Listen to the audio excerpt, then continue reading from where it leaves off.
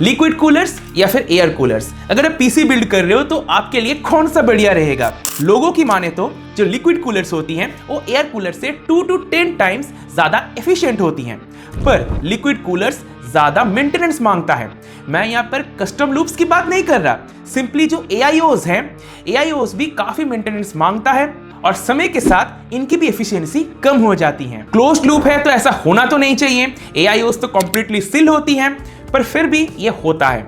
अंदर जो liquid flow कर रहा है वो कहीं ना कहीं थोड़ा बहुत इवेपोरेट हो ही जाती है। ये मैटर नहीं करता कि जो लिक्विड कूलर है वो बहुत महंगा है या फिर सस्ता वाला है, दोनों में ही ये होगा, just it's a matter of time. साथ ही लूप में बहुत बार एयर बबल्स भी डेवलप करता है, और जैसे कि आप सब जानती हो जो एयर बबल्स होती हैं वो लिक्विड के मुकाबले में हीट की बैड कंडक्टर हैं, तो इससे अल्टीमेटली आएगा हीटिंग इशू और पंप की खराबी तो है ही। तो लिक्विड कूलर्स की लाइफ एक्सपेक्टेंसी होती है 5 से 6 साल बस। इसी के साथ डस्ट, जो कि air cooler and liquid coolers दोनों के साथ ही प्रॉब्लम हो सकती है। जो लिक्विड कूलर्स होती है इसमें डस्ट दोनों तरफ जमा होता है, जो रेडिएटर है उसके दोनों साइड जमा हो सकता है, तो इससे भी एफिशिएंसी घट जाती है, कंप्यूटर हीट होगा। पर्सनली मुझे AIOs कुछ खास पसंद नहीं है, पर कुछ ऐसे स्पेसिफिक सिनेरियोस होती है जहां पर AIOs के अलावा कोई ऑप्शन ही नहीं बचती है। पूरा कहानी समझाता हूं, सुनो। सबसे पहली बात, AIOs को इंस्टॉल करना बहुत ही कॉम्प्लिकेटेड प्रोसेस है कंपेयर टू एयर कूलर्स, और अगर गलत तरीके से इंस्टॉल कर दो तो ये जो पंप है ये पोर्शन ये खराब हो जाती है। कैसी गलती? अब जैसे कि ये जो AIO मैंने आपको अभी अभी दिखाया, ये वाला MSI वाला, ये MSI का AIO है, बिल्कुल नया है और बजट सेगमेंट का है। ये AIO बिल्कुल नया है, पर फिर भी इसके अंदर एयर बबल्स का साउंड सुनाई देता है। अगर मैं कूलर को थोड़ा सा हिलाता हूं तो साउंड आएगा, अब सुनना।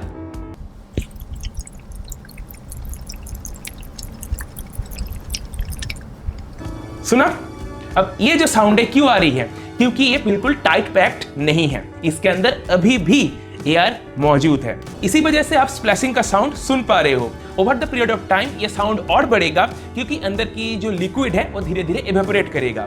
बेसिकली ऐसा पॉसिबल ही नहीं है कि हम AIOs को बिल्कुल टाइट पैक करें। जो बहुत महंगे वाले AIOs आती हैं वहां पर शायद टाइट पैक्ड होगा, पर जो बजट सेगमेंट होती है वहां पर जनरली आपको AIOs बिल्कुल टाइट पैक्ड मिलेगा नहीं, उसमें थोड़ा बहुत एयर रह ही जाता है। इसी कूलर को अगर मैं गलत तरीके से इंस्टॉल कर देता हूं तो जो एयर ट्रैप होके रखा है ऊपर, ये एयर सीधा चला जाएगा पंप में और ये पंप खराब हो जाएगा। ये जो पंप्स होती है ये एयर को सर्कुलेट नहीं कर सकता, फ्लूइड को तो सर्कुलेट कर सकता है पर एयर को सर्कुलेट नहीं कर सकता, तो पंप अल्टीमेटली खराब हो जाएगा। और यही कूलेंट जो इस AIO के अंदर फ्लो हो रही है, वही कूलेंट पंप के अंदर जो मैकेनिकल पार्ट्स हैं उनको लुब्रिकेट करने का काम भी करता है। तो अगर प्रॉपर्ली इसके अंदर लिक्विड फ्लो ना हो, बेसिकली जो कूलेंट है वो फ्लो ना हो, तो ये जो पंप है ये खराब हो जाएगा। इसकी जो मैकेनिकल पार्ट्स है, जो बियरिंग वगैरह है, जो प्रोपेलर, जो छोटा सा प्रोपेलर होती है, प्रोपेलर टाइप चीज है, अगर उसमें प्रॉपर्ली लुब्रिकेशन ना हो तो over the period of time वो खराब हो जाएगा। बेसिकली इसको प्रीमैच्योर पंप फेलियर कहते हैं।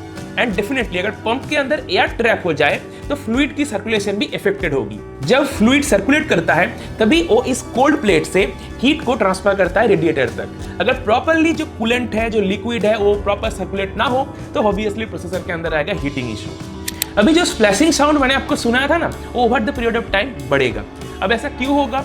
ये तो पूरा सील यूनिट है, पर ऐसा फिर भी होगा क्योंकि ये जो पाइप्स है सामने, ये जो पाइप आप देख रहे हो ये पोरस होती है, ये रबर की बनी हुई है, इस वजह से ये पोरस है। और पोरस होने की वजह से जो लिक्विड इस पूरे सिस्टम के अंदर फ्लो करती है वो इन पाइप्स के थ्रू इवेपोरेट हो जाती है।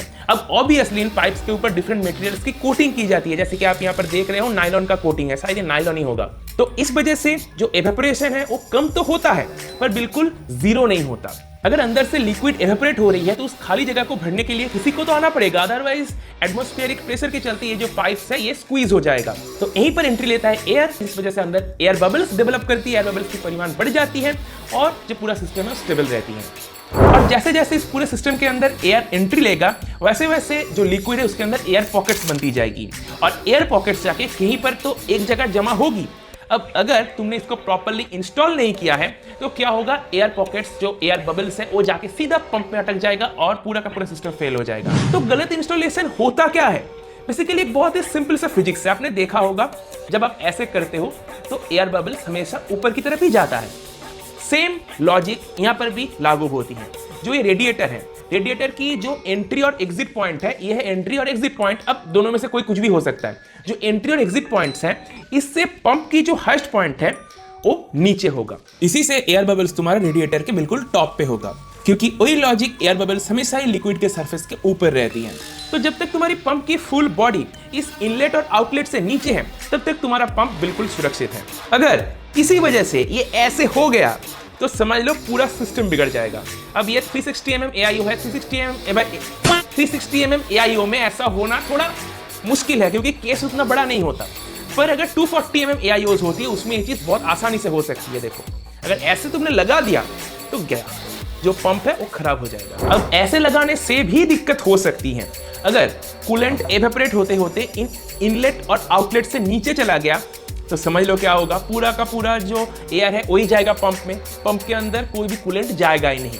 तो ये होगा, बहुत सालों बाद होगा, 4-5 साल 6 साल के बाद शायद ऐसा होगा। इन जनरल नए कंडीशन में ऐसा कोई दिक्कत नहीं आएगी, पर ऐसा हो सकता है। तो इसीलिए AIOs को लगाने का बेस्ट तरीका होती है कि आप AIO को ऊपर लगाओ, मतलब सॉरी, जो रेडिएटर है उसको ऊपर लगाओ, कुछ ऐसे। अगर तुम ऐसे लगाओगे तो हमेशा सेफ रहोगे, क्योंकि ऊपर जो एयर बबल्स राइज होगा, एयर बबल्स हमेशा ऊपर राइज होगा, तो रेडिएटर के ऊपर की साइड ही एयर बबल्स मूव करेगा, कभी भी वो पंप में जाएगा ही नहीं। तो ये सबसे सेफेस्ट तरीका होती है। अब अगर तुम ऐसा नहीं कर सकते तो मैंने तुमको जो पहले प्रोसेस दिखाया वो प्रोसेस भी डेफिनेटली कंसिडरेबल है, पर इसके अलावा एक और प्रोसेस है। कुछ लोग कहते हैं कि सबसे ज्यादा सेफेस्ट तरीका है कि तुम रेडिएटर को ऐसे लगाओ, देख रहे हो। पर यह तरीका थियोरेटिकली तो सही है, बिल्कुल सही है। एयर बबल्स हमेशा ऊपर रहेगा, यहाँ पर कभी भी अंदर एयर बबल्स जाएगा ही नहीं, ऑलवेज इसमें लिक्विड ही स्टक होगा, बहुत बढ़िया। पर एक दिक्कत है, हमारा जो केस है उसमें आप इसको लगाओगे कैसे? नीचे रहेगा ग्राफिक्स कार्ड, ग्राफिक्स कार्ड के ऊपर से आप इन पाइप्स को तो नहीं लेके जा पाओगे। तो ये तरीका प्रैक्टिकल नहीं है। ऑब्वियसली तरीका तो सही है, पर ये तरीका प्रैक्टिकल नहीं है। अब ऐसे लगाने से, ऐसे अगर तुम लगाओगे तो तभी पूरे सिस्टम में प्रॉब्लम आएगी, जब पूरा का पूरा कूलेंट एवेपोरेट हो जाएगा, तभी ये पंप खराब होगा। उससे पहले ही पंप खराब हो जाएगा।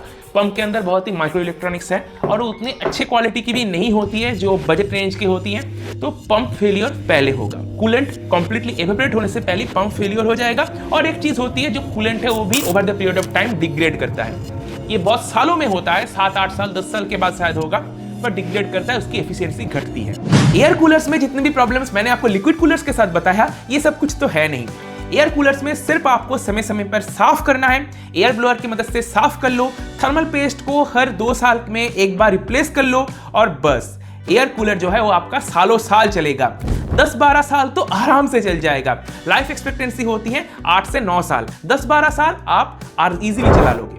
तो अगर आपके कंप्यूटर में जो CPU है उसका TDP रेटिंग 200 वाट से नीचे है, तो मैं आपको ऑलवेज सजेस्ट करूंगा आप एयर कूलर के साथ जाओ। लिक्विड कूलर में इन्वेस्ट करने की कोई जरूरत नहीं है। तो बस अभी के लिए इतना ही। एक कांड हो रही है भाई, चाइनीज DDR5 रैम्स अब मार्केट में आने वाली हैं, और जो नोन ब्रांड्स हैं वो भी अब चाइनीज DDR5 मॉड्यूल्स को यूज करने वाला है।